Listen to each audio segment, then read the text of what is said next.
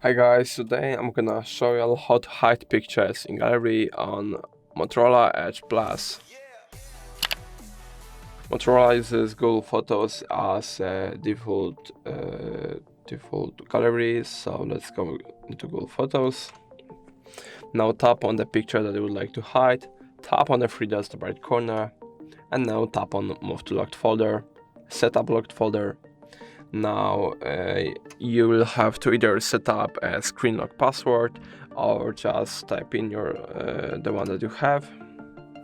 Now tap on continue and move.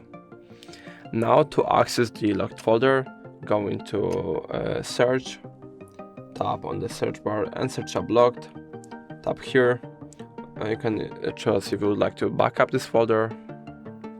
And here is our picture. I can also just hide it simply by tapping move and move. And that's going to be all. If it helps you, please leave a like and subscribe. And if you have any more questions, let us know in the comments.